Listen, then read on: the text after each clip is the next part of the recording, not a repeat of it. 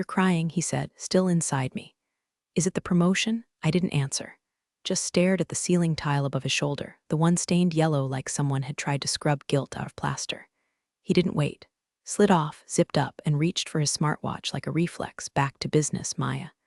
The cold from the hotel room air finally touched my skin. That helped. So did the silence after the door clicked shut behind him.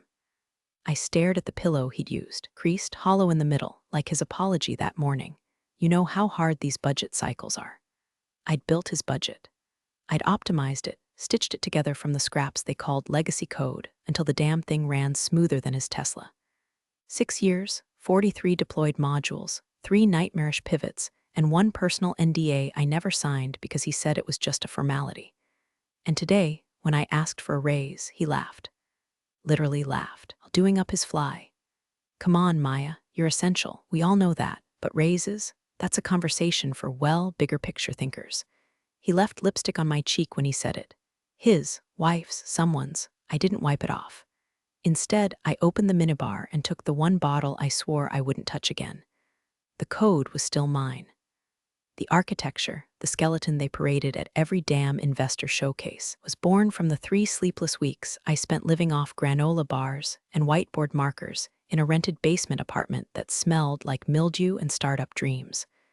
They didn't own that, but someone else might want to.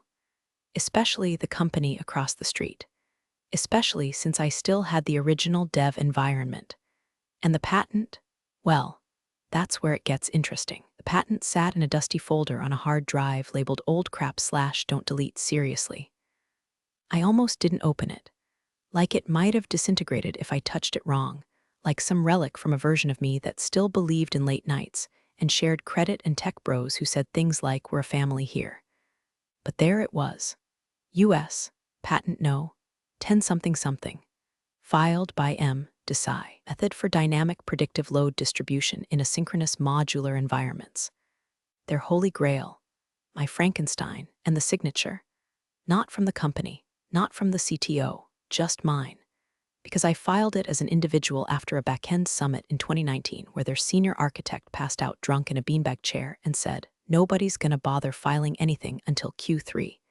Legal's a graveyard. I remember nodding, smiling, then going home and spending my entire Sunday on the USPTO website while his hangover turned into a team-wide Slack rant about toxic sprint velocities. They never even noticed. I sat on that secret for years. Not to be strategic, just forgotten. Life got in the way. Burnout. Gaslighting in quarterly reviews. A brief, stupid almost engagement to a DevSecOps guy who once asked me if I needed help understanding TLS certificates. I had written half the encryption module. And now, that signature was a guillotine, humming softly under their neck. The question wasn't if I'd use it, it was how. I spent the next 4 days quietly rebuilding the prototype in a private container on a borrowed AWS account, under a name that wouldn't flag their snitchware security software. I used a VPN, routed through Iceland, and renamed my laptop's hostname to HP DeskJet. Every time I got a Slack ping from the CTO with a thumbs-up emoji, or some forwarded article titled Top Women in Tech Who Know Their Place, my fingers moved faster. By Thursday, I had a working MVP. By Friday, I had a meeting with Artemis Systems. And by Monday, I wasn't Maya Desai, Senior Integration Specialist anymore. I was Maya Desai, primary patent holder and sole licenser. And Artemis, they were very, very interested. Artemis Systems didn't blink. Their VP of Engineering, a woman named Lena with ice blonde hair and 0 time for small talk, scanned the patent number, raised one eyebrow, and said, "This is real." I slid the flash drive across the glass table like it was radioactive. "Not just real," I said, "still deployed. 6 years. They built their entire cloud orchestration stack on it." Lena didn't look impressed. She looked interested. Original filing? Mine. Proof of authorship? Time-stamped source code, DevOps logs, and the original Git commit chain. She leaned back, tapped a stylus against her lips. "You know this is going to start a war. They already started it," I said. "They just laughed too hard to hear the first shot." She smirked. How poetic. 10 minutes later, we were signing NDAs that could have suffocated a moose. By hour 2, I had a licensing deal proposal in my inbox. and by hour 4, the legal team had already flagged 12 instances of copyright violation in the public documentation of my former company's dev blog. But that wasn't the fun part. The fun part came that evening when I quietly uploaded version 2.1 of the engine, cleaned, optimized, with 3 new features Artemis had been dying to crack for 2 fiscal years. No open source, no attribution, fully proprietary, fully mine. And there's now, too. I sent a formal licensing notice to my ex-company the next morning. Subject line: licensing violation and IP infringement review action required the CTO probably didn't even open it until his oat milk cortado was lukewarm. But when he did, oh, I bet he spit it across the entire product team. Because attached to that email, in high-res PDF form, was a cover letter signed by me, Maya Desai, patent holder. And below that, Artemis's warning: you are currently operating production software in breach of intellectual property rights. Please respond within 48 hours to negotiate licensing terms. Failure to comply will result in legal action and platform-wide takedown notices. I didn't hear the scream, but I felt it. In the next hour, my old Slack login was revoked, my calendar wiped, my work email locked, but my phone lit up like a Christmas tree strapped to a meltdown. WTF is this? Call me. Now, Maya, we need to talk. Did you send this? Please tell me you didn't send this. I know you're upset. Let's be rational. And finally, from him, the CTO, you vindictive little brat. You have no idea what you've done. Oh, but I did. I had finally written my resignation letter in legalese. They called it a misunderstanding. Email from their lawyer opened with, "We believe there has been some confusion regarding the ownership of this code base." Confusion? Is that what we're calling 6 years of unpaid overtime and gaslit performance reviews now? I didn't reply. Artemis did, with a response that included a 14-page appendix of API call logs, Jenkins pipeline histories, and a forensic timeline showing exactly when my code went live, who tried to slap their name on it 6 weeks later. Then Artemis's legal VP dropped the hammer. Your CTO's LinkedIn bio references his dynamic load balancer. Maya Desai is the sole inventor. Kindly clarify how a man with no recorded contributions to the project is claiming authorship of a patented process. Silence. And then, noise. Beautiful, chaotic, desperate noise. One of their senior engineers leaked an internal memo to me through Proton Mail. It was supposed to be confidential, but the subject line was a gift. Crisis Protocol Desai Fallout highlights included: deactivate all blog posts referencing Engine Core V1 as in-house IP. Purge Slack messages from 2019-2020 involving code attribution discussions. Cancel CTO's panel appearance at DevCon, too risky. Legal exploring emergency countersuit, but confidence is low. She has receipts. That last line? Yeah, I printed it, framed it, hung it above my coffee maker. And that's when the real game began. A recruiter I barely remembered messaging back in 2021 suddenly reached out. Hey Maya, hope you're doing well. We have an urgent principal engineer opening, followed by 3 VC firms asking if I was interested in launching a spinout, followed by an anonymous tip sent to 3 tech blogs about the IP battle brewing inside one of Silicon Valley's most overvalued startups. Guess who leaked it? Here's a hint. She drinks espresso like it's war fuel and signs her emails L. Worth, VP Artemis. 2 days later, Tech Shovel ran the headline. Startup darling accused of IP theft by former female engineer. Is it time to rewrite the narrative? The side-by-side of me in a hoodie holding a whiteboard marker, and the CTO giving a keynote in front of my diagram. My arrows, my shorthand, even my damn typo, balancer misspelled blancer. They say revenge is a dish best served cold. I prefer it piping hot, poured over a quarterly earnings call, which, incidentally, was happening the following Monday. And I had just gotten access to something very, very fun, their internal metrics dashboard. Let's just say retention rates weren't the only thing about to drop. Monday, 8:59 a.m. I had 3 monitors glowing like a war room, 2 espresso shots lined up like bullets, and my cat sitting smugly beside me like he knew what was coming. Their Q2 earnings call started at 9 sharp. Live streamed. Public. open to stakeholders, journalists, and most deliciously, former employees with axes to grind. The CEO's voice came through first, forced cheerful, thick with corporate Vaseline. Good morning, everyone. We're excited to share another quarter of innovation and strategic growth. I muted it. I wasn't here for that. I was watching the dashboard. Because over the weekend, one of my former juniors, someone they'd laid off during their culture restructuring, had quietly handed me access to the system they still hadn't air-gapped. I had root-level privileges on their dev telemetry server. I didn't need to touch a thing. I just watched. Because Artemis had flipped the switch that morning. My engine, version 2.1, was now live on their rival's infrastructure. Full rollout, same architecture, better performance, no licensing violations, and my ex-company, they were now broadcasting a live stream while their backend started buckling in real time. API latency doubled, then tripled. Login errors surged.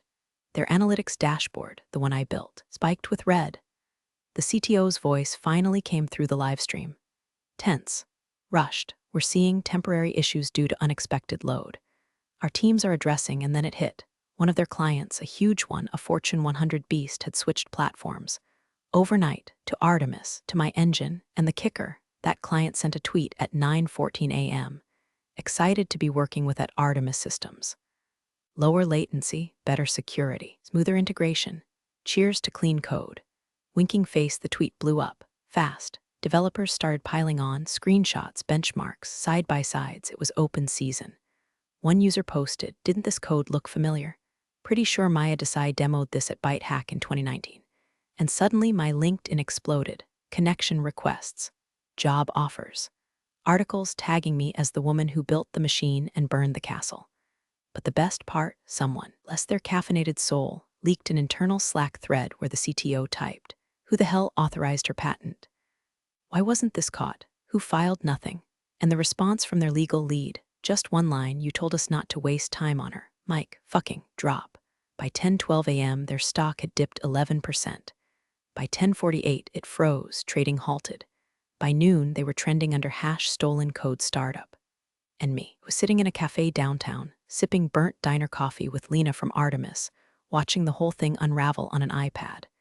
She didn't say anything for a while. Just chewed a pen cap, squinting at the chaos. Then she looked at me and said, "You know, they're gonna come for you."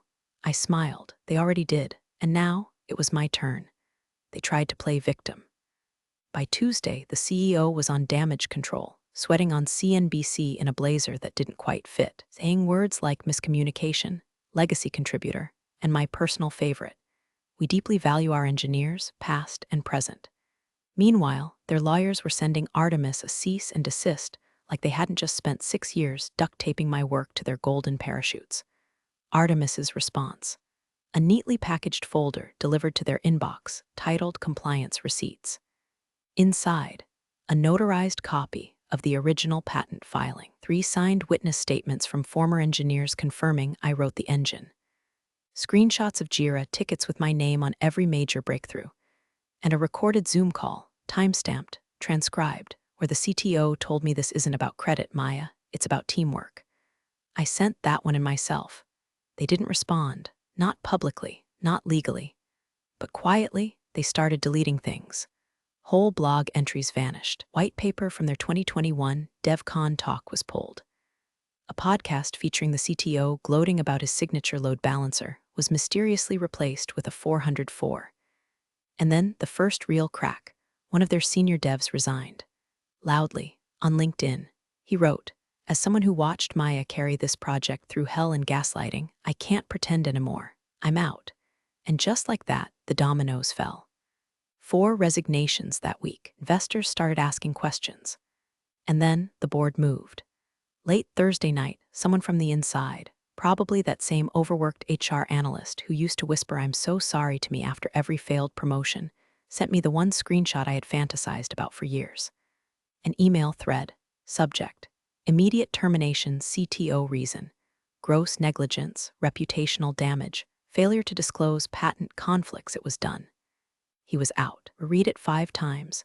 And for the first time in 6 years, I exhaled without shaking. But I wasn't finished, because karma's cute, but design is divine. So I printed the email, rolled it up, slipped it into a gift box.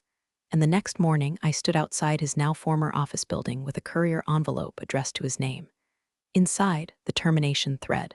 A printed screenshot of his were a family here Slack message, and a single USB drive.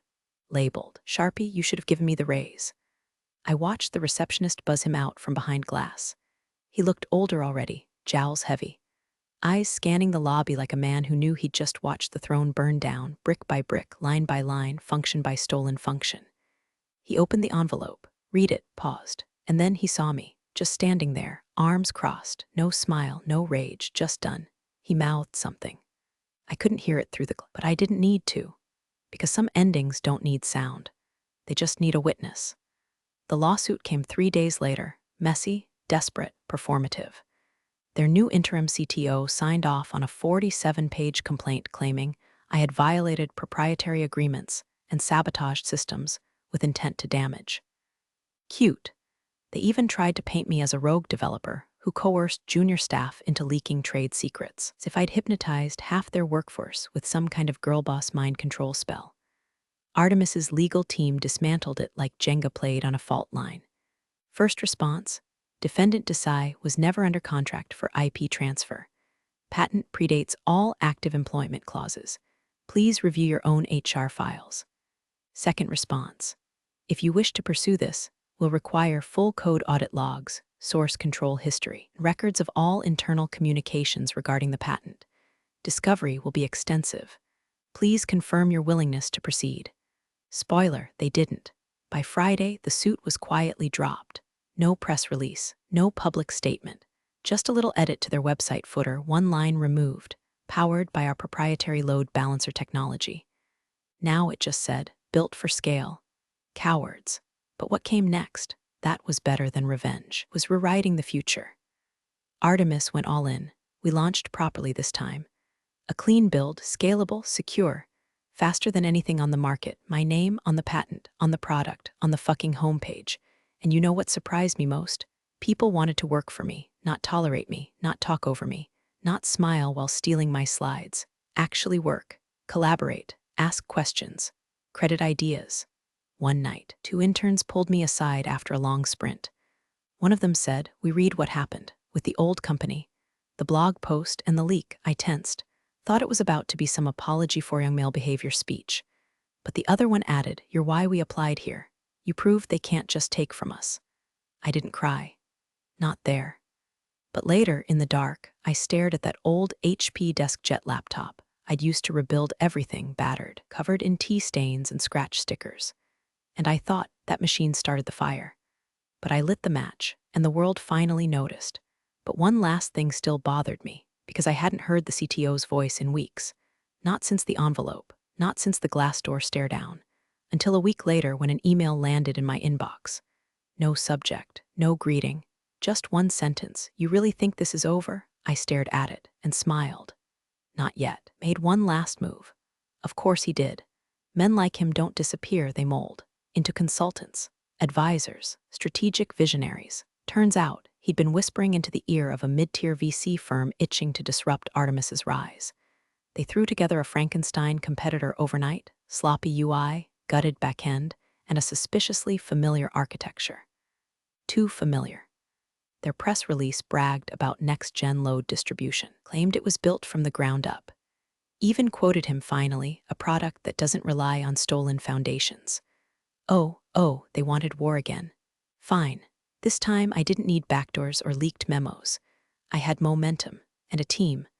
While they fumbled through demos that crashed mid-click, Artemis rolled out EdgeStream, our new platform powered by version 3.0. A rewrite. A monster. Chewed benchmarks for breakfast and spat out graphs shaped like middle fingers. We gave early access to their clients. Every single one. By the end of the month, 8 of their 12 contracts had quietly migrated to us. By the end of the quarter, their VC pulled funding.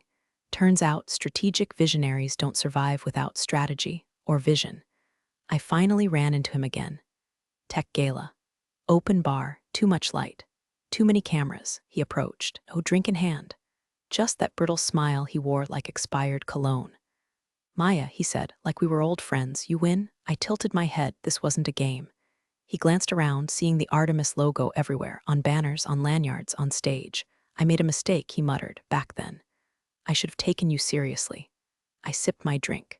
You didn't make a mistake. He frowned. You made a decision. And so did I. He didn't have a reply for that, but someone behind me did. One of our new engineers, a kid fresh out of grad school, watching the exchange with wide eyes.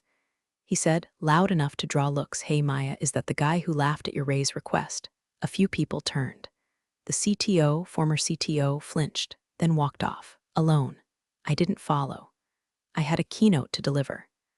10 minutes later, I stood on stage in front of 2,000 people and told the story not of revenge, not even of victory, but of reclamation, of building something undeniably yours and watching the world scramble to catch up. Afterward, someone asked me what I'd say to women in tech who feel invisible.